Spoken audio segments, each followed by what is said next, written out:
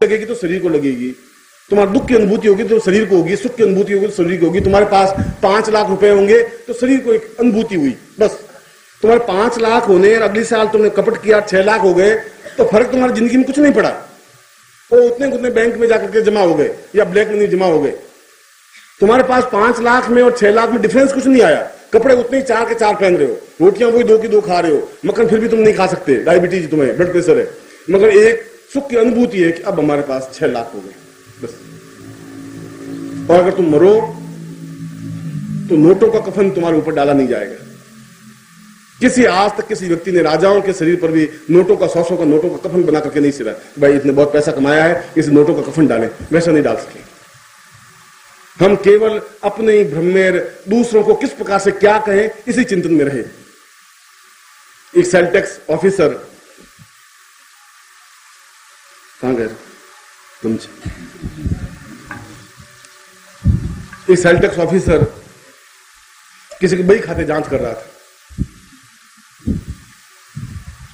यमदूत तो है, भारतवर्ष में ये सशरीर जिंदा है। आप लोगों में से कई लोगों ने उनके दर्शन किए होंगे, नहीं करे तो कर सकते हैं।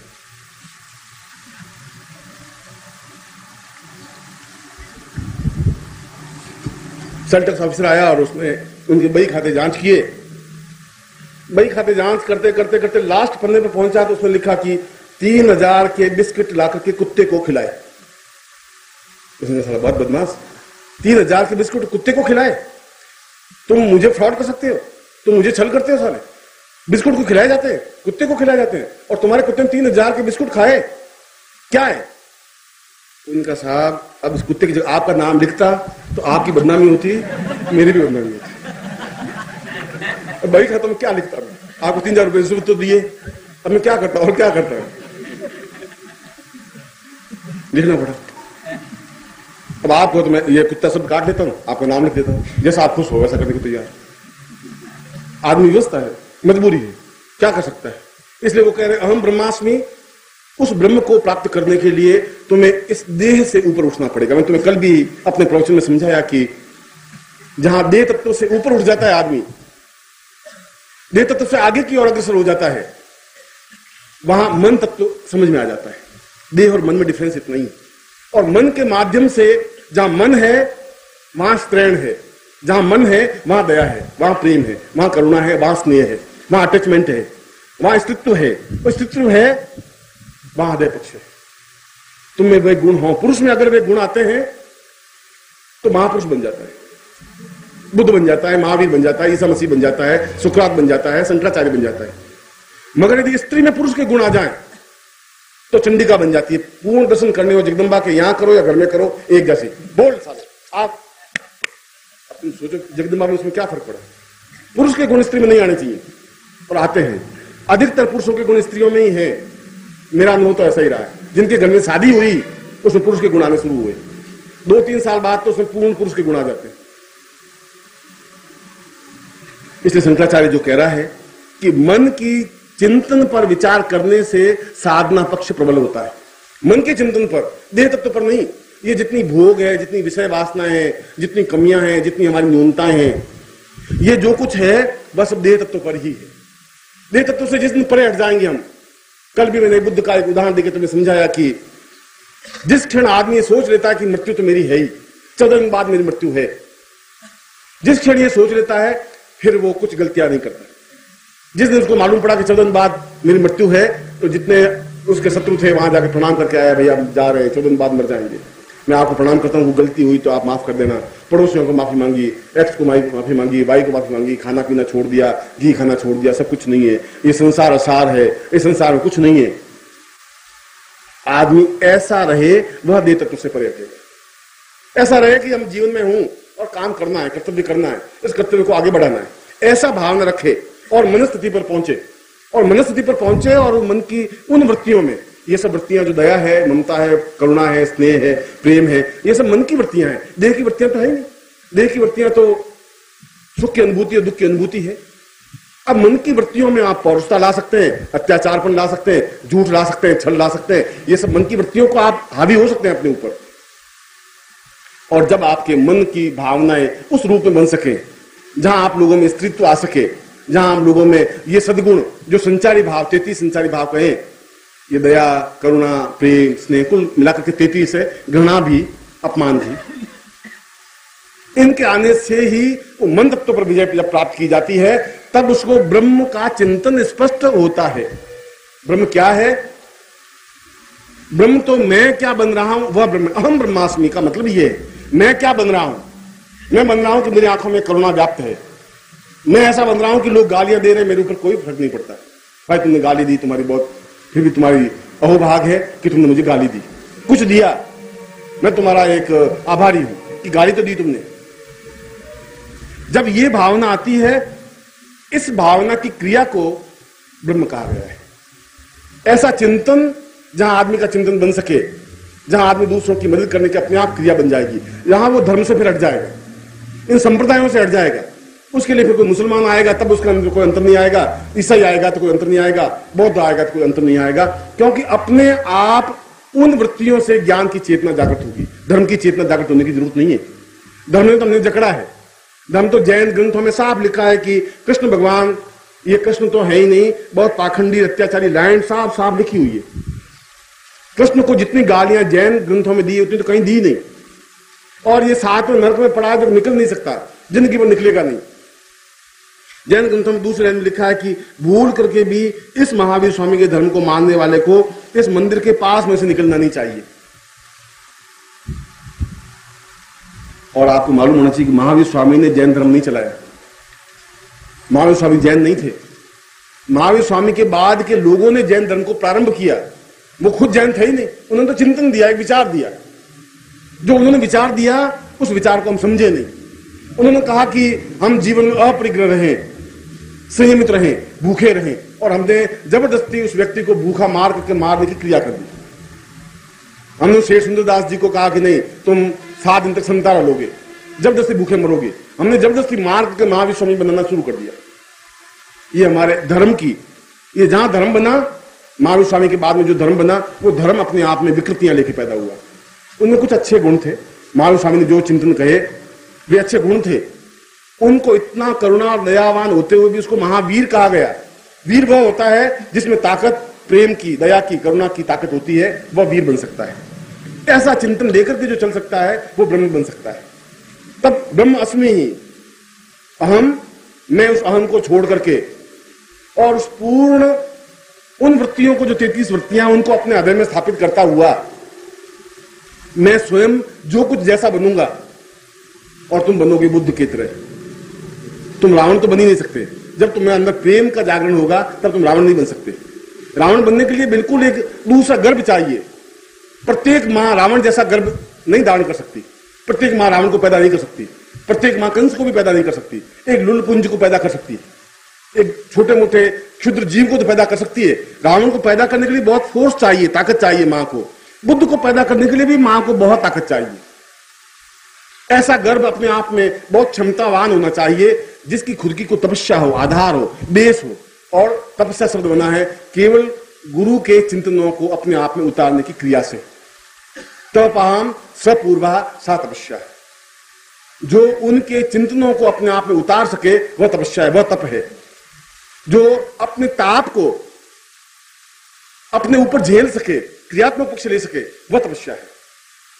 ऐसा गर्भ जहां आज से केवल 3000 वर्ष पहले जो 21 महीने का गर्भ धारण कर सकती थी मां, 21 महीने में संतान पैदा हो सकती थी और अपने आप में एक परिपक्व, एक ज्ञानी, एक चिंतक, एक अद्वितीय। मुझे बहुत आश्चर्य होता है कि उस समय वशिष्ठ और विश्वामित्र के टाइम में जितने बालक पैदा हुए, वशिष्ठ बने, कोई विश्वामित्र बने, कोई गर्ग बने, कोई उद्दालक बने, कोई अत्रि बने, कोई कणाद बने, पुलस्त्य बने, उसके बाद परंपरा लुप्त हो गई। क्या कारण हो गया? इसलिए कारण लुप्त हो गया कि नारीत्व में पुरुषत्व आ गया। वो एक पायलट तो बन सकी, वो युद्ध में भाग लेने वाली तो बन सकी, वो कंप्यूटर में काम करने वाली बन सकी, वो व्यापार करने वाली तो बन सकी, स्त्रीत्व समाप्त कर दिया। जो पुरुषों के संपर्क में आई उसका जो एक क्षमा भाव था, एक कारुण्य भाव था, वो खत्म हो गया। अगर चंदन के संगति में आएंगे तो हम चंदनवान बनेंगे, सुगंधवान बनेंगे, मगर यदि हम विश्व के संगति में आएंगे तो हम भी विश्ववान बन जाएंगे। इस नारी की संगति में आके पुरुष तो कुछ अच्छा चिंतन लिया, पर नारी स्वयं अपने आप में पौरुषवान बन गई, कठोर बन गई। यदि आप जो एनसीसी में भाग लेने वाली लड़कियां हैं, शादी करने के बाद यदि आपको उसकी चाल दिखे तो कालिदास ने जो कुछ चाल लिखा है वो तो चाल है ही नहीं। कालिदास ने स्त्री की चाल को हंसनी की कहा, ऐसी जैसे हंसनी चलती है वैसी चाल होती है, और वो बिल्कुल चलती है जैसे कोई आर्मी की अफसर चलती है वैसे चलती है। वो चाल ही नहीं आ सकती उसमें, वो उसमें लोच है ही नहीं, उस शरीर में वो क्षमता होनी चाहिए, वो है ही नहीं। अगर लोच नहीं है तो उसके गर्भ में वो ताकत भी नहीं रह सकती। गर्भ में ताकत तो अपने आप में एक बिल्कुल संजो करके रखने लायक ताकत और क्षमता होनी चाहिए। इसलिए 21 महीने का गर्भ समाप्त हुआ, 20 महीने का हुआ, 18 महीने का हुआ, 16 महीने का हुआ, और आगे जाकर के सत्यनारायण की कथा में लिखा है साहब की उसके बाद 10वें मास में एक सुंदर सुशील कन्या उत्पन्न हुई। आज से 300 साल पहले सत्यनारायण की कथा लिखी गई। उसमें पूरे 10 महीने पूरे होने के बाद संतान उत्पन्न होती थी, और आज से 50 साल पहले 9 महीने बाद संतान उत्पन्न होती थी, और अब 8 महीने पूरे होकर 2 या 3 दिन ऊपर जाते हैं संतान पैदा हो जाती है। और तुम्हारी पीढ़ी में 25 साल बाद पूरे 7 महीने पूरे करके 8 महीने शुरू करेंगे तब संतान पैदा हो जाएगी। कच्चा फल अपने आप में बुद्ध नहीं बन सकता, महावीर भी नहीं बन सकता है। कच्चा फल तो एक बहुत सामान्य व्यक्तित्व बन सकता है जो 20, 25, 50 साल 60 साल जिंदा रहेगा और मर जाएगा। उसके लिए धारण शक्ति उसकी खत्म हो गई। वो धारण शक्ति खत्म हो गई पुरुषों की संगति से, उनका खुद का अस्तित्व खत्म हो गया। शंकराचार्य ने इसी बात, इस दुख को प्रकट किया। उनका ये मैंने बहुत गलती कर दी, आने वाली पीढ़ियां भुगतेगी, कहा उसने, और वास्तव में हमने भुगता। हमने एहसास नहीं कर पाए, हम चिंतन नहीं कर पाए, हम ब्रह्म बन ही नहीं पाए, क्योंकि ब्रह्म बनने के लिए वापिस एक शक्तिशाली पुरुष की जरूरत थी, शक्तिशाली ज्ञान की जरूरत थी, एक चेतना पुंज की जरूरत थी, एक लपट की जरूरत थी जो तुम्हें लपट दे सके, आग दे सके, तुम्हें समझा सके कि तुम खुद ब्रह्म हो। चीखने चिल्लाने से, हम ब्रह्मास्मि कूकने से तुम ब्रह्म नहीं बन सकते। कैसे ब्रह्म बना जाए ये समझने की जरूरत है। अस्मि, अपने आप की अस्मिता को मिटा करके, अपने आप को पूर्ण रूप से फना करके, अपने आप को बलिदान करके, अपने आप को विसर्जित करके, अपने आप को समर्पित करके, और जहां समर्पण करने की क्रिया अगर तुम्हें नहीं अकड़ है, अहम है, तो फिर तुम अस्मि नहीं बन सकते। जहां तुम अस्मि नहीं बन सकते वहां तुम ब्रह्म भी नहीं बन सकते, और जब ब्रह्म नहीं बन सके तो उस आत्म तत्व पर नहीं पहुंच सकते। इसलिए मैंने मनुष्य शरीर के तीनों भेद बताए। देह तत्व जहां तुम हो, देह तत्व जहां तुम्हें खाने की इच्छा होती है, देह तत्व जहां तुम कहते हो सब्जी में नमक कम है, ये सब देह तत्व है। देह तत्व जो मेरी पत्नी कहां चली गई, 1 घंटे पर नहीं आई, क्या हुआ, यहां तुम्हारा देह तत्व है।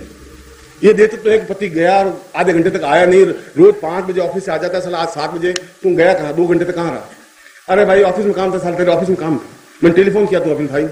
ये सब देह तत्व है, क्योंकि विश्वास खत्म हो गया, एक दूसरे के बीच में एग्रीमेंट था वो खत्म हो गया, एक दूसरे के प्रति जो समर्पण भाव था वो खत्म हो गया, एक शक पैदा हो गई, एक संदेह पैदा हो गया। और जहां शक और संदेह है वहां पुरुष नहीं रह सकता, वो स्त्री नहीं रह सकती, वहां मन की भावना आ ही नहीं सकती, वहां अच्छा संबंध नहीं बन सकता, वहां प्रवचन नहीं बन सकता, वो अपने आप में ज्ञान का पुंज नहीं बन सकता, कविता नहीं बन सकती, वो कविता नहीं लिख सकता, वो ज्ञान चेतना भी नहीं फैला सकता। इसलिए शंकराचार्य, और मैं शंकराचार्य का शब्द इसलिए कह रहा हूं कि हमारी कड़ी टूटी शंकराचार्य से, इसलिए कड़ी में वहां से जोड़ रहा हूं, बुद्ध से नहीं जोड़ रहा हूं। बुद्ध की बात शंकराचार्य पैदा कर दिया उसने, इस पृथ्वी ने। शंकराचार्य की बात कड़ी टूट गई, इसलिए मैं उस कड़ी को जोड़ के तुम्हें बता रहा हूं। और इसलिए शंकराचार्य ने उस 30 लाइन में दुख प्रकट किया कि क्या शिष्यों का कोई कर्तव्य नहीं है गुरु के प्रति? क्या मैं जो बात पूरे अपने ग्रंथों में कहा, इस ग्रंथों में यह कहा कि गुरु ऐसा करे, गुरु ऐसा करे, क्या शिष्य का कोई कर्तव्य, कोई धर्म, कोई चिंतन, जब शिष्य है, अगर वो शिष्य है तो क्या उसका कोई मर्यादा नहीं है गुरु के प्रति? अगर वो कहता है अगर शिष्य मेरे सही होते, ये मेरा दुर्भाग्य है कि मुझे शिष्य अच्छे नहीं मिल सके, ये मेरा दुर्भाग्य है कि मुझे पत्नी अच्छी नहीं मिल सकी, ये मेरा दुर्भाग्य है कि मुझे पति अच्छा नहीं मिल सका। और शंकराचार्य कह रहे मेरा दुर्भाग्य है कि मुझे अच्छा शिष्य नहीं मिल सके, इसलिए 33वें वर्ष में मुझे मरना पड़ रहा है, इसलिए मरना पड़ रहा है कि बार बार मैं अपने आप में घुट रहा हूं, अपने आप में मेरी घुटन इतनी हो गई है कि सीना फट जाए और निकल जाए, मैं कुछ कह नहीं पा रहा। शिष्यों की ड्यूटी, शिष्यों का धर्म, शिष्यों का कर्तव्य था कि मेरे सुख की चिंता करे। अगर एक शंकराचार्य और 20 साल जिंदा रहता तो शायद और 4 ग्रंथ लिख पाता है, अद्वितीय ग्रंथ लिख पाता है, एक ऐसे ग्रंथ लिख पाता है जहां हजारों हजारों साल तक पीढ़ियां उनको याद करती। एक शंकर भाष्य लिख करके शंकराचार्य खत्म हो गए, और शिष्यों की इससे बड़ी कृतज्ञता कुछ नहीं हो सकती, इससे बड़ा झूठ, इससे बड़ा छल अपने गुरु के प्रति कुछ नहीं हो सकता कि उसने उनको जीवित नहीं रहने दिया, ईसा मसीह को जीवित नहीं रहने दिया। इसलिए जीवित नहीं रहने दिया कि वह जीवित रह के कड़वी बात कह रहा था। वो कह रहा था तुम गलती कर रहे हो, वो कह रहा था कि ये सब कुछ ठीक नहीं है, तुम युद्ध नहीं करो, तुम लड़ाई नहीं करो, तुम मारपीट नहीं करो, तुम राजाओं को मत मारो, सिपाहियों को मत मारो। वो बात बहुत कड़वी थी। गुरु तो कहेगा, पर शिष्य का भी शंकराचार्य कहना कर्तव्य है कि गुरु को जिंदा रखे। अगर वो जिंदा रहा, अगर उसकी घुटन को एहसास की, क्योंकि गुरु तो देह तत्व पर आकर के तुमसे बात कर पाएगा। अगर वो आत्म तत्व पर रहे फिर तुम्हारी जरूरत है ही नहीं।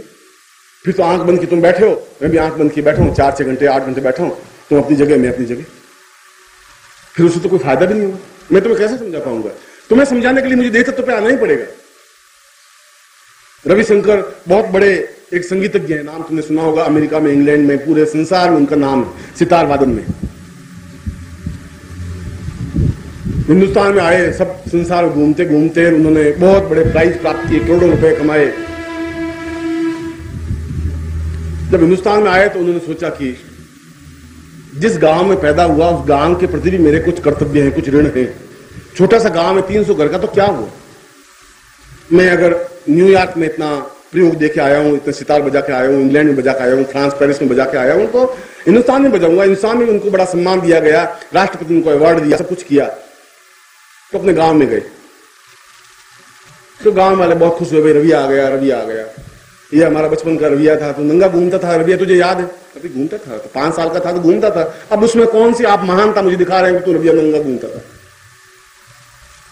रविशंकर ने कहा मैं आपके गांव में पैदा हुआ, 300 का गांव, वैसा का वैसा है, मगर मैं आज पूरी दुनिया में मेरा नाम है और मैं एक सितार बजाता हूं एक सिटिंग में 2 घंटे या 2.5 घंटे या 3 घंटे, तो मुझे $50,000 मिलते हैं, $1,00,000 मिलते हैं, $5,00,000 मिलते हैं, मगर मैं तुम्हारे गांव में फ्री बजाऊंगा। गांव वालों ने कहा कि हिंजारो सभा है और सभा में सितार बजाएंगे, अपन सुनेंगे। तो गांव वालों ने मिलकर के सब इकट्ठे हुए, एक खाली पीपा रख दिया, खाली पीपे पर गैस जमा करके गैस लगा दिया, गांव में बिजली तो थी नहीं, आगे जाजम बिछा दी।